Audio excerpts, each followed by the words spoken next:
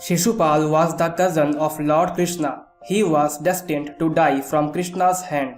Shishupal's mother was given vow by Krishna that he will not kill Shishupal until his 100 sins. But once Shishupal commit the 101st sin, he will kill him. Once Yudhishthir, the elder brother of Pandav, organized a yajna. He invited many kings around the country in the yajna. Shishupal too was invited. As soon as he came to know that Krishna is given highest honor in the yajna, he started abusing Krishna. Krishna warned him of not crossing the limits of 100 sins, but Shishupal did not listen to him. He kept abusing Krishna, and as he committed the 101st sin, Krishna took his Sudarshan Chakra and flung it towards Shishupal, and his head was slashed by the chakra. Shishupal's dead body laid in the assembly, and to everyone's surprise, Shishupal's soul came out of his body and merged with Krishna's body.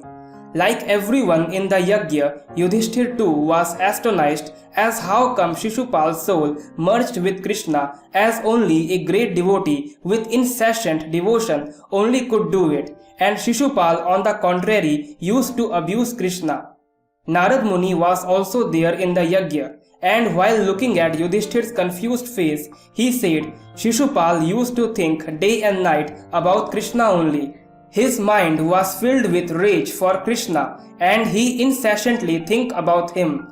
Basic criteria to merge with the Supreme Lord like Krishna is to think about him constantly. Your mind does not discriminate between negative or positive emotions. What it knows is about the person or thing you are thinking about. It will merge with the thing or person you are constantly thinking about. My dear brothers and sisters, this story reveals the secret of law of attraction. Shishupal used to think about Krishna only, and he got merged with Krishna's soul, though he was not a devotee.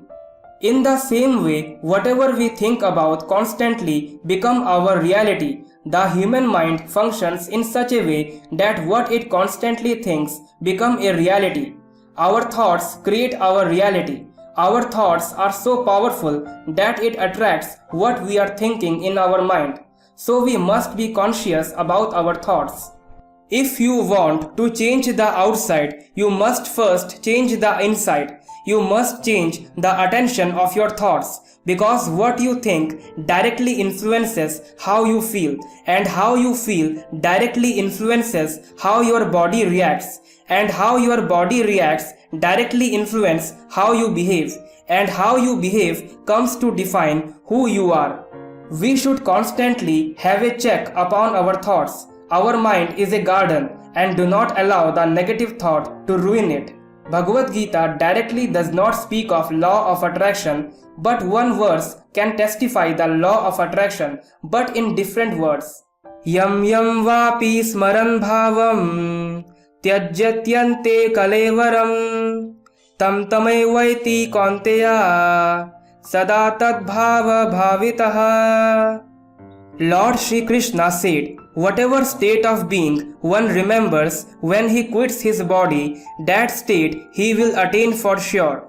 My dear brothers and sisters, the message is loud and clear. Law of attraction is all about thinking and manifesting the things you want to attain in your life.